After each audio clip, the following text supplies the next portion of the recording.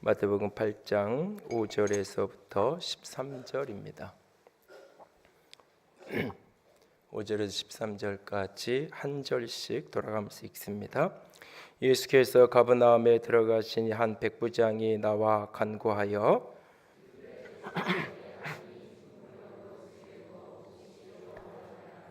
이르시되 내가 가서 고쳐 주리라.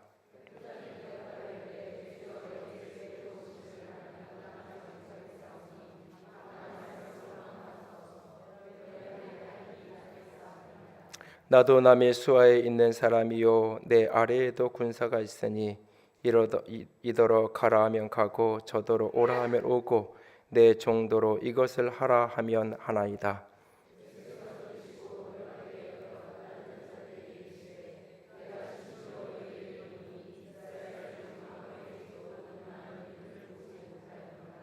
또 너희에게 이르노니 동서로부터 많은 사람이 이르러 아브라함과 이삭과 야곱과 함께 천국에 앉으려니와.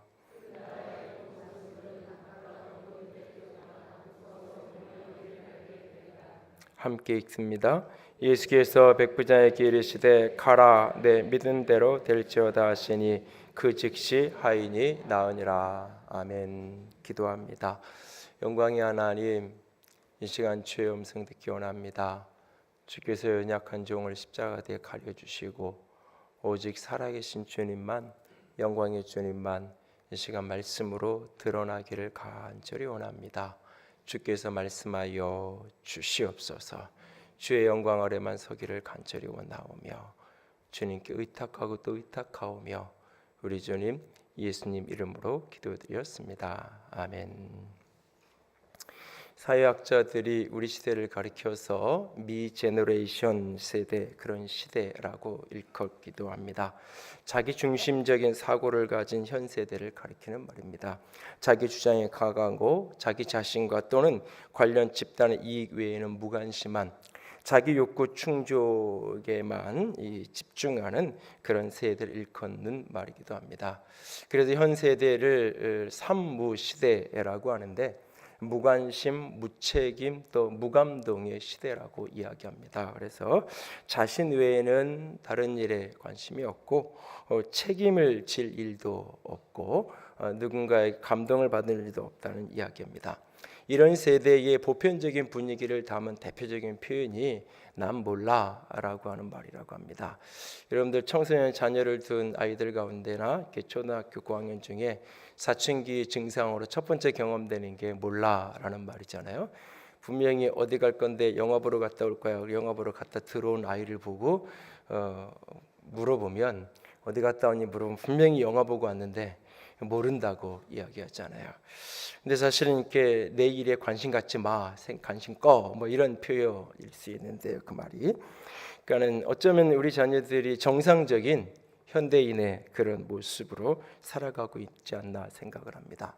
그러나 우리의 자녀들이 원래부터 그렇게 타인에 대해서나 이렇게 무관심하고 무감동한 세대였나? 가만히 생각해 보면, 여러분 자녀들 어릴 때를 이렇게 보면 아이들은 온통 세상의 모든 것에 관심이잖아요. 작은 것 하나도 관심 가지고 다 두리번거리고 이게 뭔지 만질라 그러고 물어보고, 그런데 사실은 그 호기심 어린 그 관심을 다 죽여놓은 게 사실은 부모잖아요.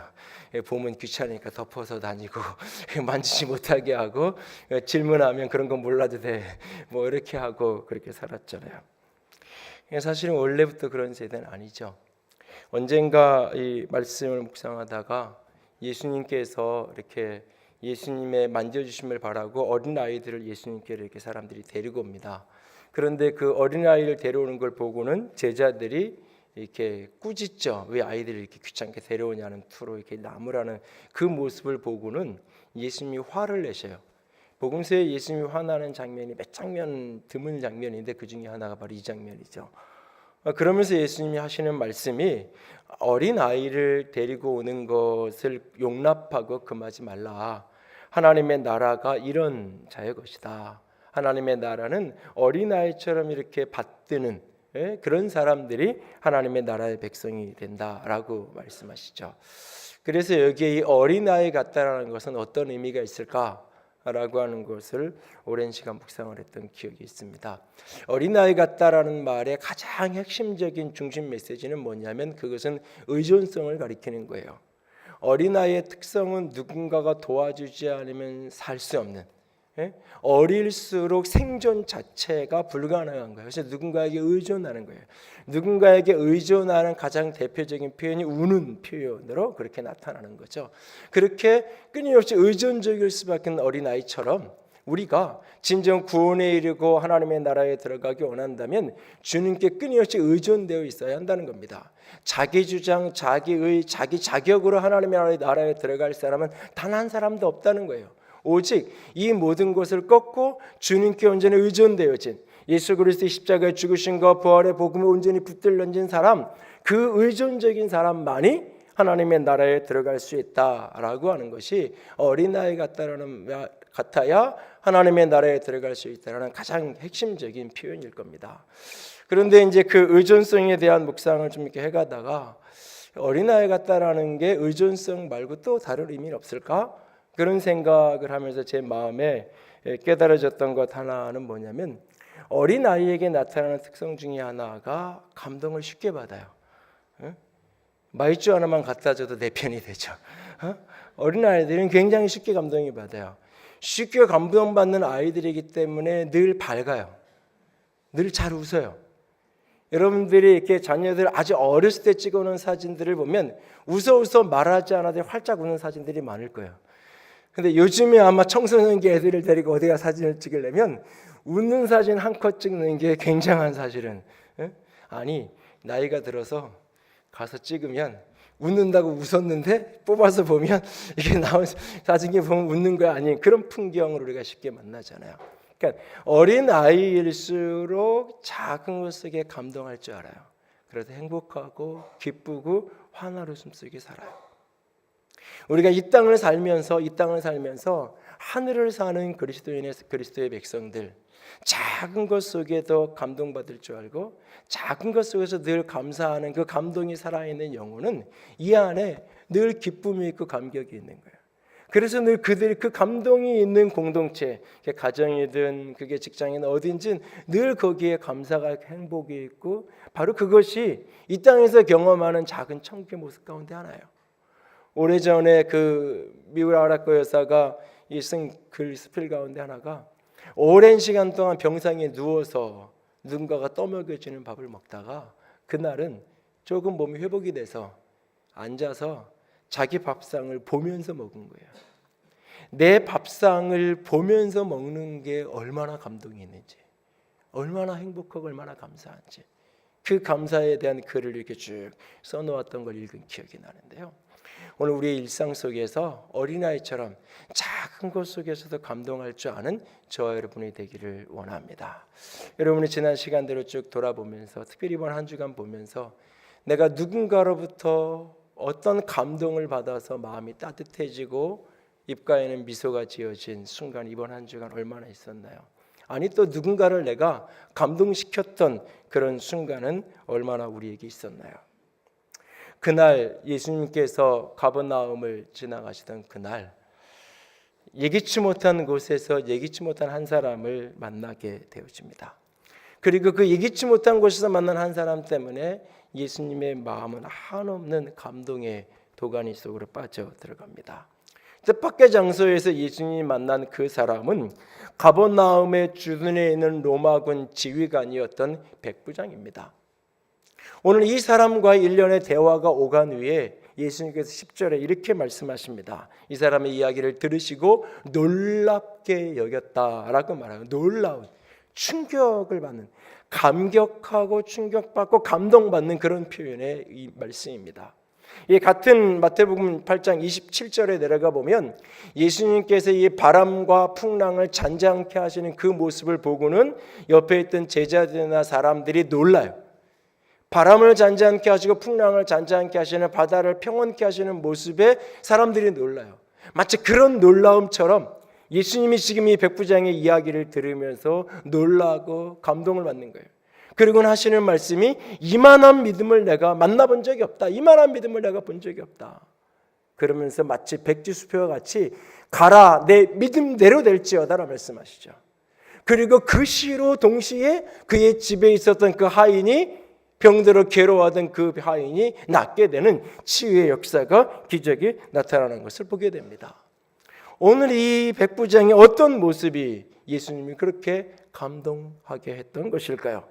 그날 놀라운 감동 속에 젖어 있었던 예수님이 환하고 밝게 웃으셨을 그 예수님의 표정을 떠올려 보면서 나도 주님을 그렇게 감동시키고 싶은데 어떻게 하면 그럴 수 있을까요?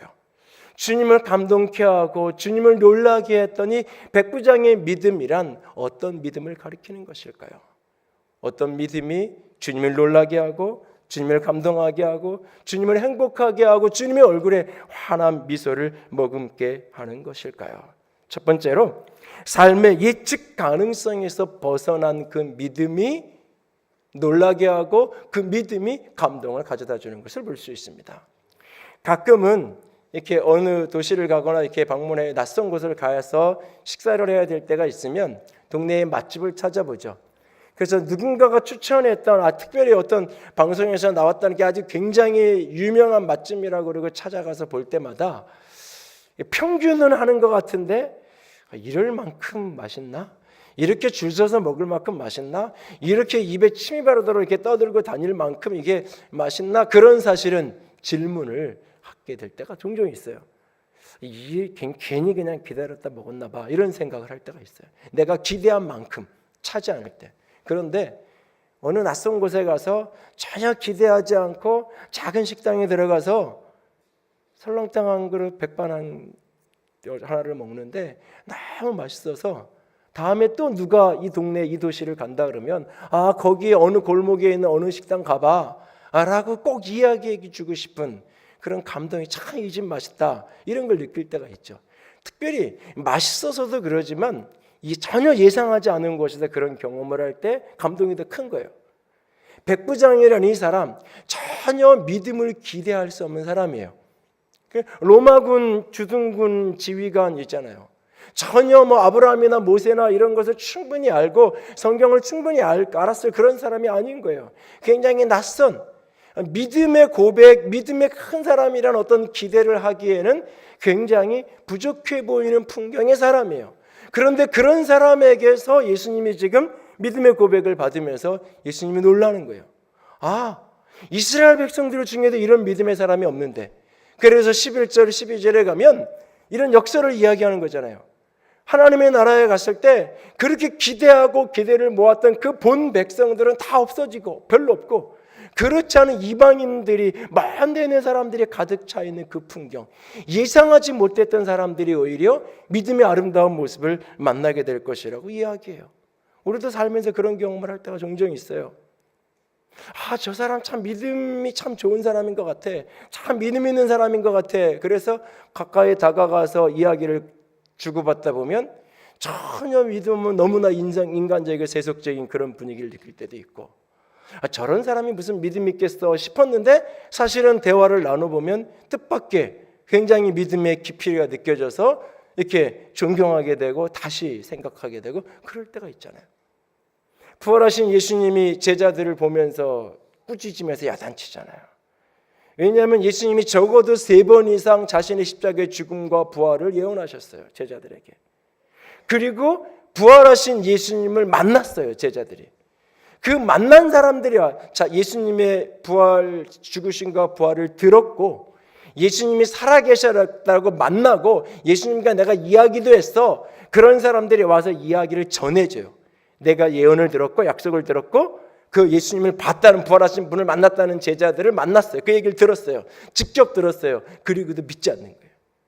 믿지 않아요. 그 믿음 없고 완악한 모습에 대해서 마가복음 16장에 예수님이 꾸짖잖아요.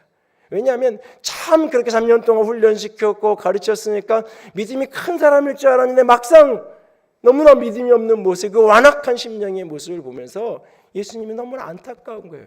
그래서 이렇게 꾸짖는 거죠. 오늘 이 백부장의 모습과 어쩌면 정반대의 대비적인 장면을 만나게 됩니다. 우리가 살면서도 그래요. 교회에서도 사실은 이 낯선 곳에서 낯선 사람을 만났는데 본인이 그리스도인이라고 사실 이렇게 밝힐 때가 있어요. 그럴 때, 그리고 이렇게 대화를 나눌 때, 저 어느 교회 누구누구입니다라고 이렇게 자기 직분까지 정확히 밝히는 사람들, 그리고 그 교회 이름이 대부분 대형 교회여서 누구나 다 그래 어디 있는 어떤 교회 다 아는. 그러면 딱 일단은 그렇게 얘기하면 이 사람이 믿음이 좀 깊은가 보다라는 생각을 하고 대화를 나눠보는데 전혀 그렇지 않을 때가 있어요. 그런데 또 반면에 저는 어느 지방의 어느 작은 소도시의 조그만 교회에서 이렇게 신앙생활합니다. 그러는데 이야기를 나눠보면 그 믿음의 이야기와 그 삶의 문제 앞에서 믿음으로 살아가고자 하는 그 모습을 보면서 존경의 마음이 내면에서 일어날 때도 있어요. 그러니까 그 사람이 가지고 있는 외적인 캐리어, 그 사람이 갖고 있는 외적인 환경, 저런 경력을 가지면, 저런 목사 아들로 태어나고 저런 환경을 가졌으면 참 믿음이 좋을 것 같아. 오히려 그렇지 않을 때가 왕왕 우리 속에 만나는 거죠. 백부장의 이 모습, 전혀 믿음을 기대할 수 없을 것 같았는데 거기서 믿음을 만나고 주님이 놀라는 거예요, 사실은. 지난 주일날 저녁에도 이렇게 사역훈련을 이렇게 하다가 교회 이런저런 이야기를 좀 나누다가 약간의 걱정 어린 이야기들을 조금 했어요. 교회가 이렇게 이제 오늘도 저희 교회를 처음 방문하신 분들이 계신데, 주변에 입주하고 그러다 보니까 이제 교회를 처음 등록하지 않은 채로 오신 분도 계시고, 그러다 보니까 이제 교회가 어떤 교회인지를 이렇게 관심 있게 보는 분들이 종종 계세요. 그런데 교회가 이런저런 조금 어려움이 있어서 그런 이야기들이 이렇게 나눠지면 이제 여기에 우리 가족들은 다 설명을 하고 이야기를 하면 다 어느 정도 이해를 하겠지만, 그렇지 않은 분들은 또 이게 이렇게 심각한 문제가 있는가, 예를 들면 이렇게 오해를 할 수 있고 불필요하게 그럴 수 있잖아요. 그런 류의 이야기를 좀 이렇게 나눴어요. 그런데 집사님 한 분이, 목사님 저는 좀 이해가 안 되는데요, 왜요? 그랬더니 그런 거 걱정할 거나 그런 거를 그렇게 중요하게 생각할 필요가 있을까요? 그때부터 이제 한 대 딱 맞은 느낌이에요. 내가 그래요. 그럼 왜 그런데요? 뭔데요? 그랬더니 목사님 늘 그러셨잖아요. 우리 교회는 이 가까이서 오는 사람들 안 받고 이 안 믿는 사람 전도해서 이렇게, 그래서 교회가 부흥하고 성장하는, 그거 늘 강조하셨고 그게 제일 중요하다고 얘기하셨고, 그래서 이렇게 이 외부에서 오시는 분들이 있으면 꼭 그 원래 다니던 교회에서 허락을 받거나 동의되거나 이런 어떤 일정한 과정을 거치지 않고는 교회에 잘 안 받아들이고 그렇게 하셨잖아요. 이렇게 그러니까 오히려 거기에 더 집중해서, 오히려 복음을 안 들었던 모르는 분들에게 집중해서 교회가 더 에너지를 쏟고 거기에 더 열심히 하면 되는 거잖아요. 맞는 얘기더라고요. 그래서 더 얘기하면, 그래서 알았어요. 그리고는 우리 다음 문제 풉시다. 그리고 그냥 넘어가면서 이야기를 좀 이렇게 나누는데요. 사실은 여러분들 가끔 살다 보면 아이들 하는 이야기에서 내가 애보다 못하다 이럴 때가 있잖아요. 우리 애보다 못하다고. 그러니까 그 단순하게 하나님 앞에 신뢰하고 가면 되는데 자꾸 복잡하고 다른 생각을, 이러다 보면 믿음이 다 깨지고 없어지는 경우를 우리가 종종 만나게 되는 거예요. 오늘 주님이 감동하신 이 믿음의 순간은 예측 가능성이 벗어난, 예측할 수 없던 순간에 만난 믿음이 주님을 더 감동하게 하는 거예요. 그런데 예측할 수 없던 순간에서 만났던 그 믿음은 조금 더 구체적으로 어떤 믿음이었는가? 두 번째로 그 믿음은 주님을 주로 믿는 믿음이에요. 주님을 진정 주인으로 믿는,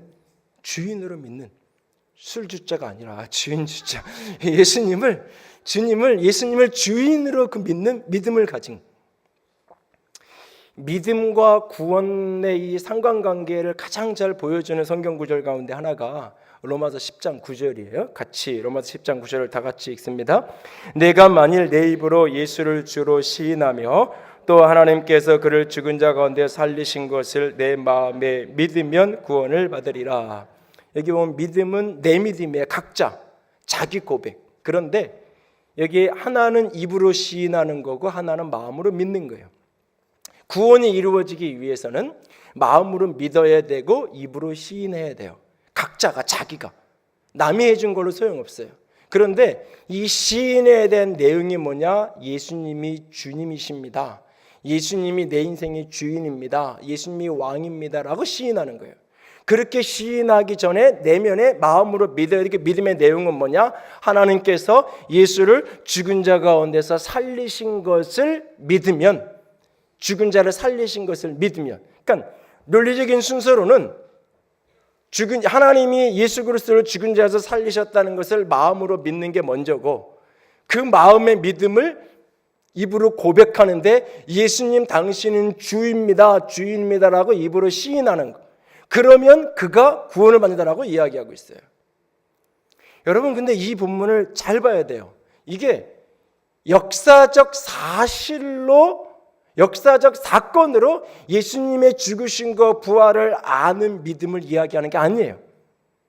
물론 그것이 기본적인 전제이지만 그 너머의 것을 이야기하는 거예요.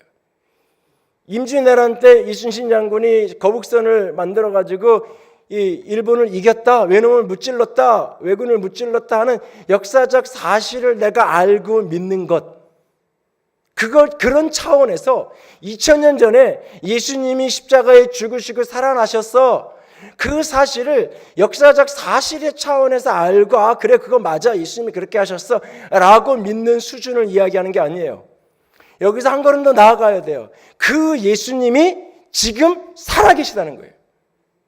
우리는 2000년 전의 과거의 예수를 믿고 사는 게 아니에요.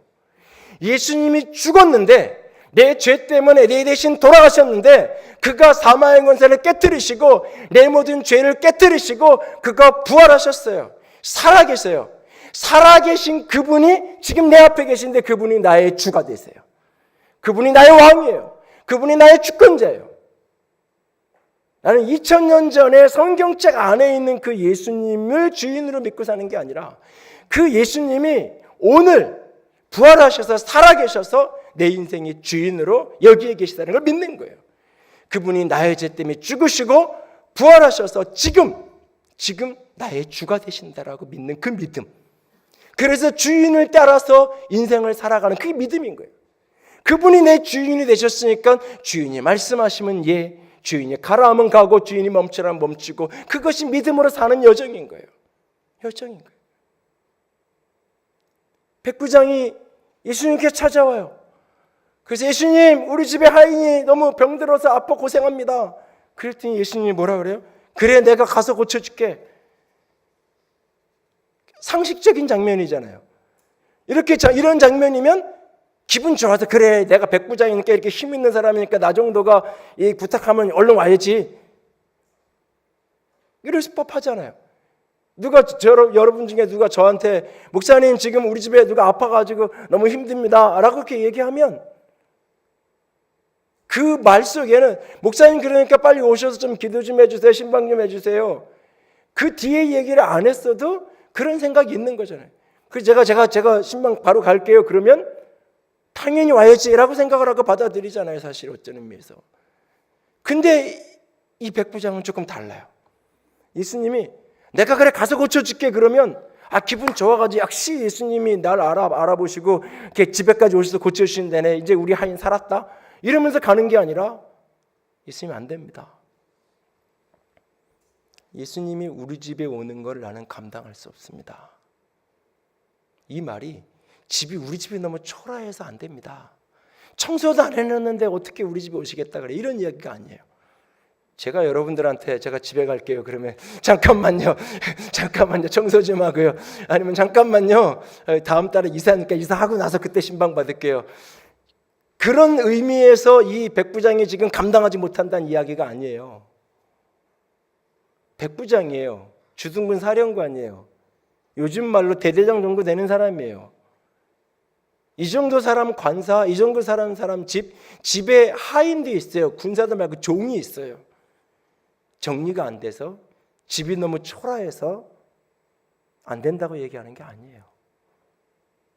예수님은 왕인데, 예수님은 황제보다 높은 분인데, 로마 황제보다 크신 분인데 어떻게 당신이 내 집에, 보통 사람의 눈으로 이야기하면 백부장의 집은 머물기에 충분하고 대접받기에 좋은 집이지만, 그 집에 왕이 온다? 그 집에 황제가, 우주의 주인이신 그분이 방문하신다? 이건 감당할 수 없는 거예요. 그래서 말하면서 이렇게 말해요. 말씀만 하시옵소서. 말만 하면, 말씀만 하시옵소서. 그러면 내 하인이 낫겠습니다. 나도 남의 수하에 있는 사람입니다. 내 위에 연대장이 있고 천부장이 있고 내 사령관이 있습니다. 사령관이 명령이 떨어지면 가라면 가고 오라면 옵니다. 내 밑에도 부하가 있는데, 군대가 있는데 군사들을 내가 가라면 가고 오라면 옵니다. 그리고 내 집에 종들도 있는데 그 종도 하라면 하고 하지 않으면 안 합니다. 주님, 주여, 당신은 왕이잖아요. 말씀만 하시옵소서. 당신 같은 왕이, 당신 같은 주가 내가 내 집에, 이 초라한 집에 방문하는 거 나는 감당할 수 없습니다. 그냥 말씀만 하시면 내 하인은 나을 겁니다. 이 백부장의 가슴에는 예수님이 나보다 큰 분이라는 거예요. 백부장이 나보다 큰 분이라는 거예요. 세상 권세, 나보다 놀라운 분이라는 거예요. 그리고 주님이 말씀하시면 내 하인이 나을 거라는 거예요. 내 하인의 병의 주인이 누구냐? 예수님이라는 거예요. 죽고 사는 생사의 주권이 예수님에게 있다는 걸 믿는 거예요. 이 사람은 지식이 아니라 삶으로, 지식이 아니라 고백으로. 여러분에게 이 믿음이 있나요? 머리로는 예수님이 주인이라는 걸 인정하고 알아요. 그러나 삶의 선택의 순간에, 삶의 문제 앞에서 예수님이 진정 주인으로 온전히 인정하며 살아가고 계신가요? 골로새서 2장에 예수를 주로 받았으니, 예수를 주인으로 받은 사람의 태도는 뭐냐? 감사를 넘치게 한다.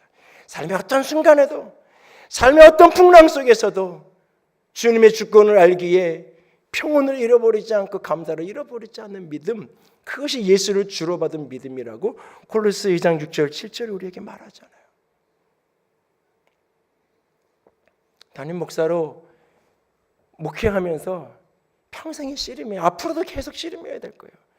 그 씨름이 뭐냐면 과연 교회의 주인은 누구냐 이거죠. 교회의 주인은 누구냐? 교회의 주인은 누구냐? 교회의 주인은 목사도, 교회의 주인은 성도들도 아니에요. 교회의 주인은 예수 그리스도 그분이에요. 예수 그리스도 그분이에요.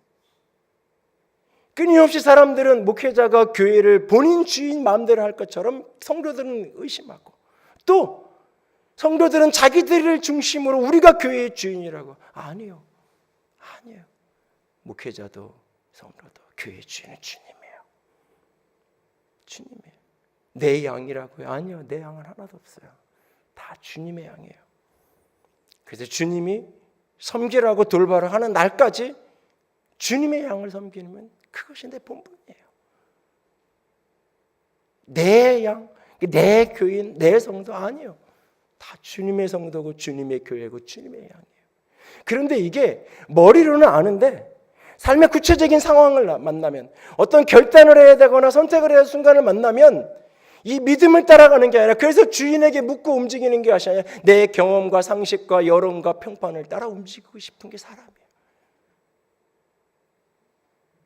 교회가 재작년에 처음 여기 16년에 이사 올 때 저쪽에 있는 교회 예배실하고 여기 들어올 수 있는 환경하고 한 달 동안 시차가 생겼어요. 그래서 이 공간이 아직 건축이 다 마무리가 돼 사람 들어와서 예배를 드릴 수 없는 형편인 거죠. 그래서 그 하안동 일대 뭐 이렇게 철산동, 광명 전역에 교인들이 예배 드릴 수 있는 공간들을 찾아다녔어요.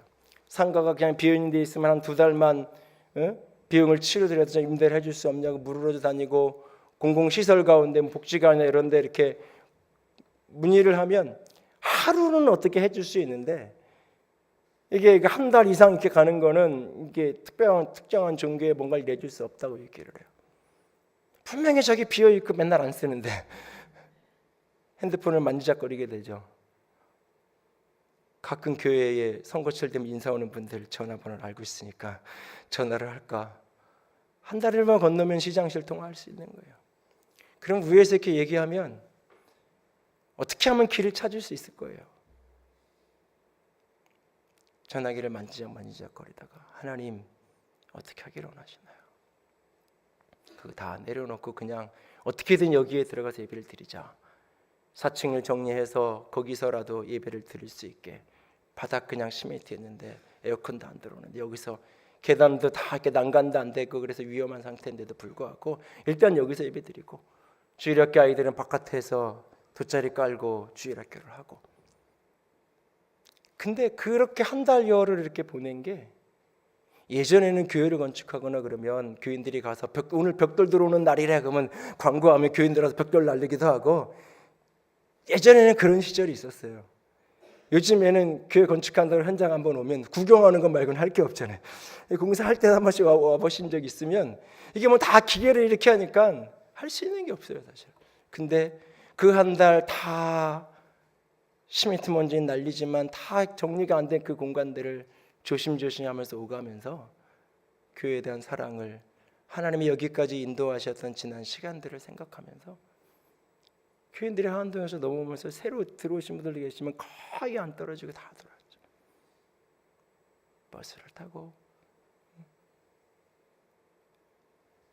그 속에서 이게 하나님이 하신 거구나, 그런 생각.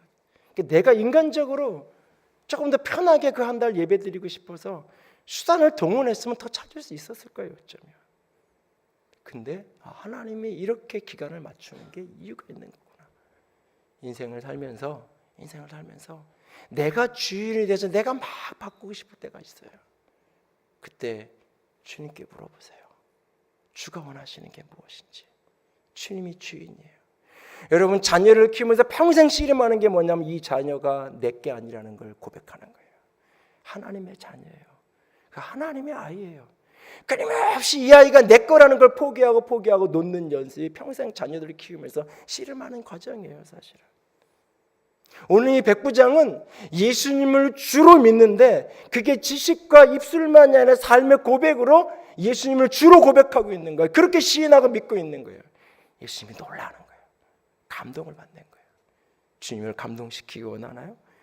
여러분의 인생의 주인이 내 삶의, 소유의, 내 미래의, 내 가족의, 내 사람들의, 내 생애와 생명과 생활과 모든 것의 주인이 주님이라는 사실을 다시 한번 분명하게 고백하며 걸어갈 수 있기를 원합니다.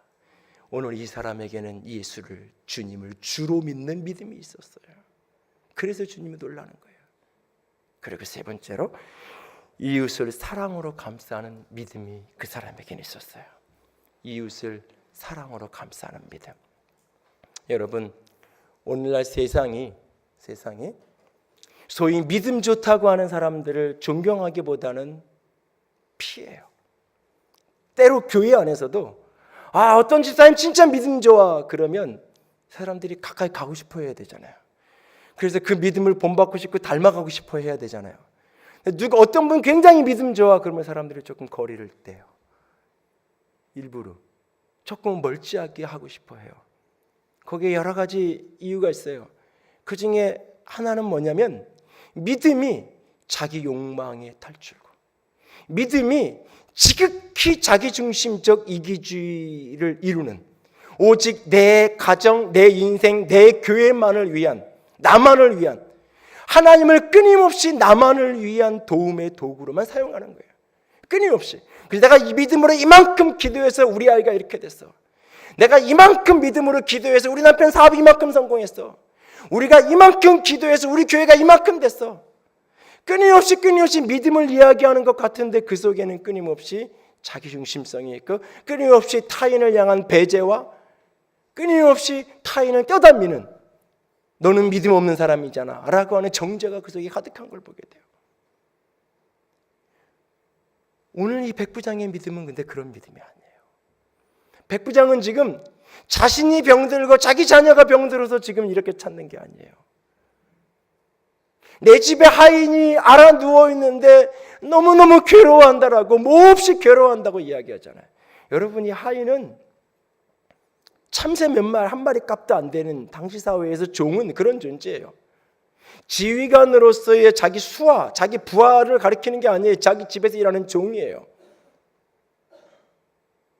여러분, 제가 이렇게 4층에 제 방에서 일을 하다가 뭔가 이렇게 교육자들한테 뭔가 좀 이렇게 이야기를 해야 될 게 있어가지고, 보통 그러면 그냥 카톡으로 이렇게 얘기할 때도 있는데, 내려가서 보고 뭔가를 얘기하려고 사무실에 이렇게 내려와서 보는데 찾는데 자리 없어요. 누구 어디 갔어? 이렇게 옆에 옆자리에 있는 다른 교육자가 물으면, 오늘 몸이 좀 안 좋아가지고 오늘 출근하면서 병원 좀 들렸다가 온다고 그래서 아직 못 왔어요. 그래요. 그러면 목사잖아요. 그럼 자연스럽게 이렇게 나가야 되잖아요. 얼마나 아프대? 그 어디가 어떻게 아픈 건가? 그러면서 이렇게 묻고 들어오면 많이 힘들면 그냥 들어가서 쉬라 그러든지 그래야 되는 거잖아요.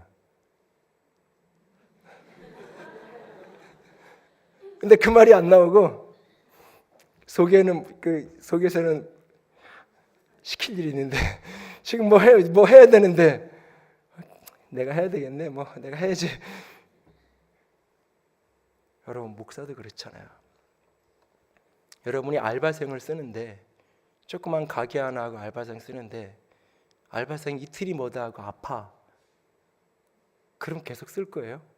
그래도 내가 좋은 주인이라 한 달치 월급 그냥 챙겨주면서 그냥 아픈데 이걸로 병원이라도 가라고 그리고 다른 사람 쓰겠다고.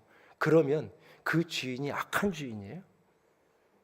그날로 자르지 않고 그 정도만 해줘도 좋은 주인일 수 있잖아요. 그런데 이 종은 지금 그런 알바생 정도의 가치가 있는 존재도 아니에요. 그래? 쓸모없으면 버려버리면 돼요. 그리고 다른 종 갖다가 쓰면 되는 거예요. 오히려 저런 종 있으면 불편한 거예요. 병에서 나아도 불편한 거예요. 치료받고 퇴원해도 불편한 거예요. 이런 사람 쓰는 거.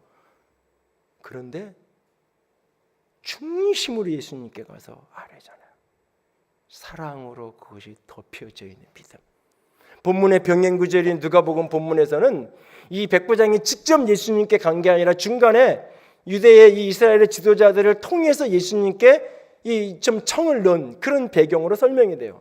그때 뭐라고 얘기한 이 종을 가리켜서 이 백부장이 사랑하는 종이라고 지칭하고 있고, 그때의 사람들이 예수님께 가서 뭐라고 얘기했냐면 이 사람들은 이 백부장은 우리 유대인을 많이 사랑하는 사람입니다.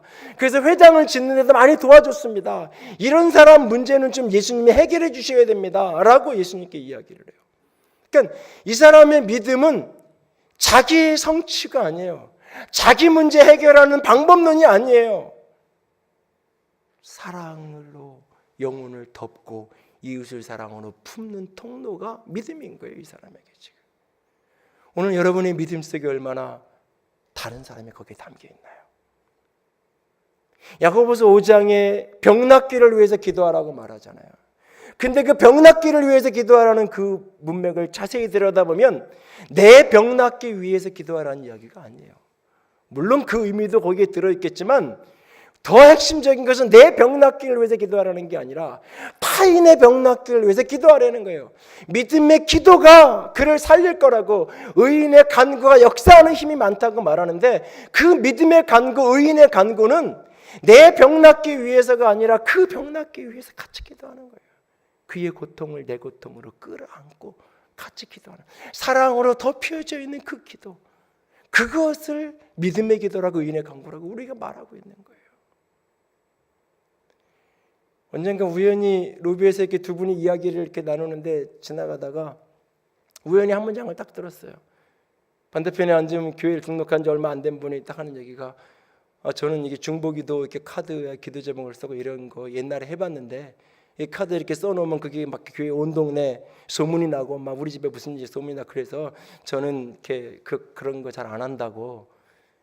그 얘기를 하는 거 보니까 그 앞에 이야기가 아마 기도 제목 카드를 좀 써서 내고 뭐 이런 얘기를 했을 것 같아, 추측으로.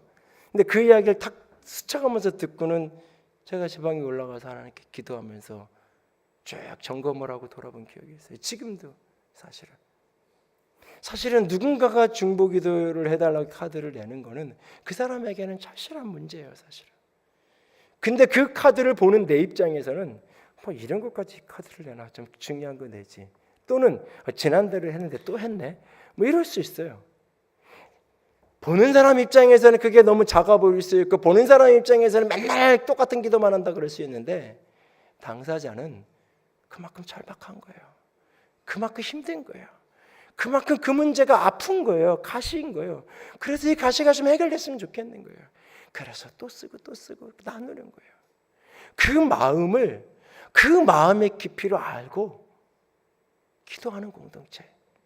그것이 말거리가 되고 소문거리가 되는 게 아니라 그것이 기도거리가 돼서, 그래 얼마나 힘들면 이 기도 제목을 또 쓰고 또 쓸까? 나도 기도해야지. 내가 보기엔 하찮아 보이지만 하찮아 보여 작은 일처럼 보이는 이게 얼마나 가슴 아프고 얼마나 힘들면 이걸 기도해달라고 부탁했을까? 그걸 진심으로 기도거리로 알고 기도할 수 있는 공동체. 나 한 명 기도한다고 무슨 일이 있겠어? 아니요. 하나님이 역사하세요. 그 기도의 능력을 믿는 믿음이 자기 욕망의 성취의 탈출구가 아니라 그 믿음이 이웃을, 지체를, 연약한 자를 싸매고 품는 믿음의 통로가 되어지는 그 순간 주님이 감동하는 거예요. 주님이 기뻐하는 거예요. 이런 사람이 이런 사람을 위해서 이렇게 애절하게 그 고통을 다 체휼하면서 기도하고 있는 이 믿음의 모습을 보면서 예수님이 너무 큰 감동을 받는 거예요. 이만한 믿음을 보지 못했다. 이만한 믿음을 내가 만나본 적이 없다. 내 믿음대로 될지어다. 가라 내 믿음대로 될지어다. 그 시로 하인이 나으니라. 동일한 축복이, 동일한 믿음의 인정이, 믿음의 칭찬이 저와 여러분에게 있어지기를 원합니다. 저와 여러분이 우리 모두가 그렇게 주님을 감동케 하고 감격하게 하는 믿음의 사람, 믿음의 공동체가 될 수 있기를 주님의 이름으로 부탁을 드립니다. 함께 찬양합시다. 찬송가 620장 여기에 모인 우리 주의 은총 받은 자여라 주께서 이 자리에 함께 계심을 아노라 고백하면서 찬양합니다. 여기에 모인 우리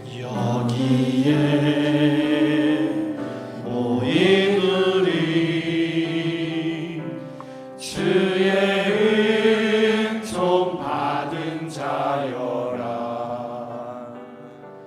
주께서 이 자리에 함께 계심을 아노라 언제나 주님만이 언제나 주님만을 찬양하며 따라가리니 시험을 당할 때도 함께 계심을 믿노라. 주님이 뜻하신 일 뜻하신 일 헤아리기 어렵더라도 언제나 주 뜻 안에 내가 있음을 아노라. 사랑과 말씀들이 나를 더욱 새롭게 하니 때로는 넘어져도 제 승리를 믿노라. 이 믿음 더욱 굳세라.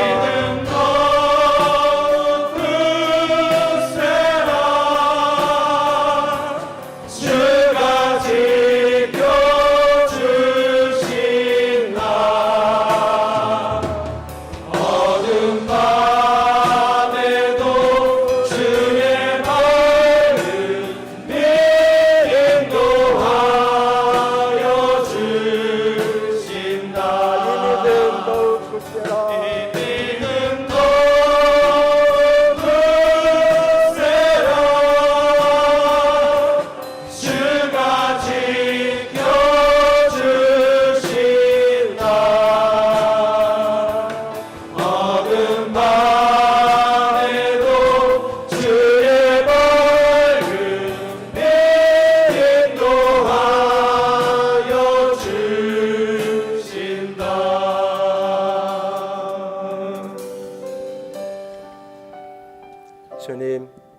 주님을 감동케 하는 믿음의 사람이고 싶습니다.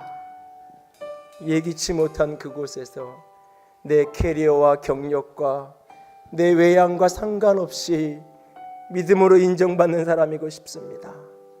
주님, 당신이 내 인생의 주인입니다. 내 믿음이 사랑으로 품어진 믿음이 되게 하여 주시옵소서. 주님, 내 안에 믿음의 부유함을 허락하여 주시옵소서. 같이 기도합니다. 사랑의 하나님, 영광의 하나님, 주님만을 찬양합니다. 주님만을 찬양합니다. 나를 주님만을 새롭게 찬양합니다. 하니 주님만을 소망합니다. 아버지, 아버지, 아버지, 아버지, 내 안에 믿음이 없지 않게 하시옵소서. 믿음이 없게 하시옵소서. 믿음이 없게 하시옵소서. 아버지, 아버지, 어떤 순간에도 주님 당신의 나를 주가 계십니다. 주님,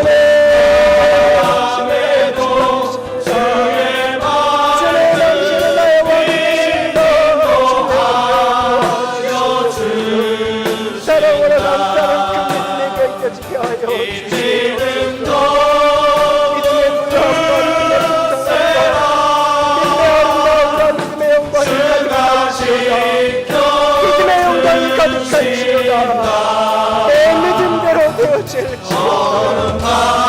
밤에도 주의 말씀 내게 노하여 주신다.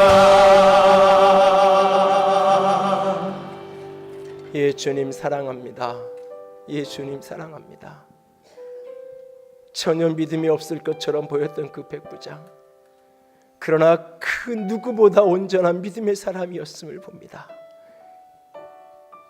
당신이 내 집에 오는 것을 나는 감당할 수 없습니다. 말씀만 하시옵소서. 내 하인이 나을 것입니다. 말씀만 하시옵소서. 그렇게 주의 주권을 전적으로 인정해드리는 우리가 되기를 원합니다. 내 하인이 병들어 심히 괴로워합니다. 몹시 괴로워합니다. 사랑으로 감싸진 그 믿음, 그 믿음이 우리의 믿음이 되게 하여 주시옵소서. 주님 사랑합니다. 주의 이름으로 축복합니다. 우리 주님 예수님 이름으로 기도드렸습니다. 아멘. 이제는 우리 주 예수 그리스도의 은혜와 하나님 아버지의 놀라우신 사랑하심과 성령 하나님의 교통하시며 기름 부으시는 그 은혜가